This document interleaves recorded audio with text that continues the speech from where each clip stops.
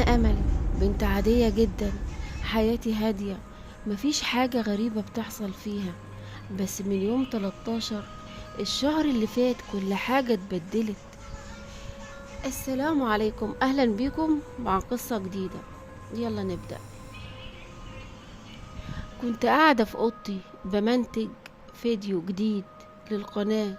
الجو هادي وكل اللي سمعاه هو صوت الكتابة على الكيبورد. وفجأة الموبايل بيرن.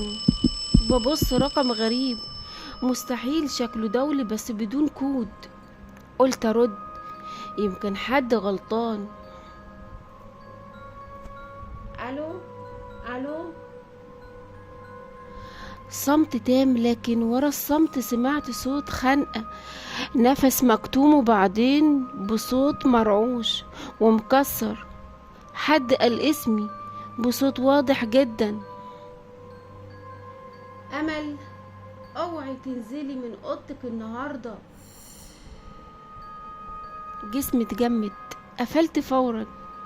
دخلت المطبخ، جبت ميه، رجعت لقيت رسالة على الموبايل من نفس الرقم: انا شايفك، واللي جاي مش مش في ايدك. ما قلتش لحد، بس من وقتها بدأت اخاف. بدأت حاجات غريبة تحصل. اولهم في المراية في البيت. كل مرة ابص فيها الاقي حد واقف ورايا، بس لما الف ما لاقيش حاجة. كنت بشك في نفسي لحد ما قلت لصاحبتي دعاء تيجي تنام معايا. دعاء جاية تقعد تهزر ونهزر، وفجأة تليفونها بيرن. انا كنت فاكرة ان اللي حصل لي خلاص، بس في الحقيقة انا بس كنت البداية، واللي جاي كان مرعب اكتر مما كنت اتخيل.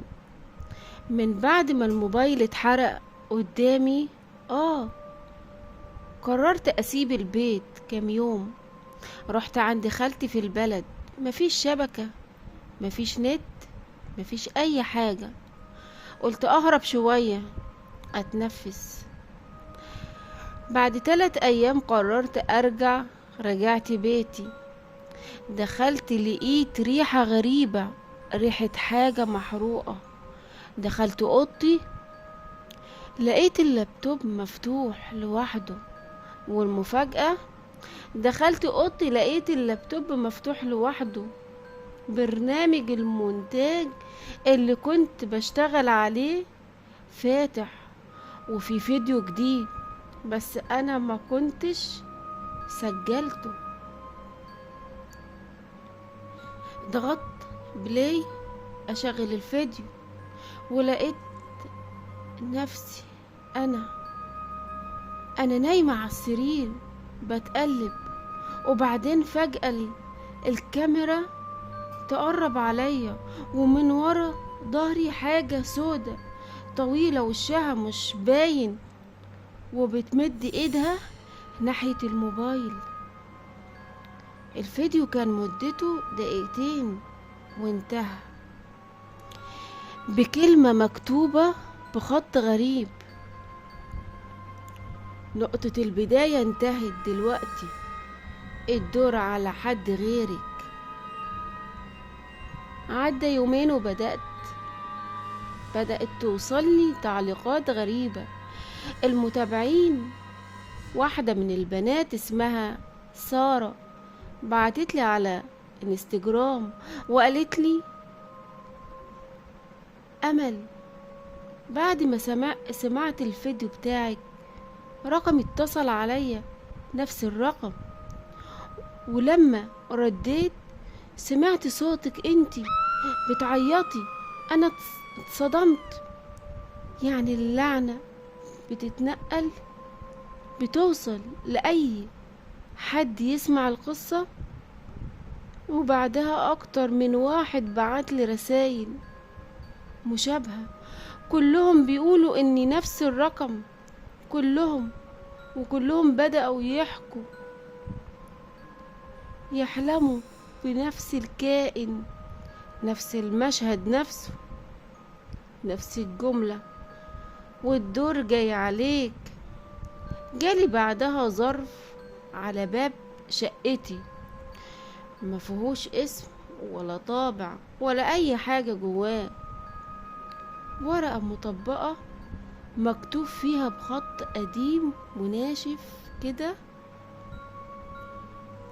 الرقم ده مش رقم، ده كيان بيتغذى على الخوف، وكل مرة تحكي القصة بينتشر أكتر. من وقتها كل ما أنزل فيديو جديد القصة أسمع أصوات غريبة في الخلفية، متأكدة إني ما سجلتهاش. وفي آخر فيديو نزلته الناس علقوا وقالوا إنهم سمعوا صوت ست بتضحك وطفل بيبكي وبيقول اسمي. أنا عارفة إن في ناس منكم ممكن يضحكوا ويقولوا إني بهول، بس لو الموبايل بتاعك بيرن دلوقتي من رقم مش معروف اقفل بسرعة واوعى ترد، ولو فتحت بقول مع السلامة يا أمل، علشان يمكن أنا مش هبقى موجودة المرة الجاية.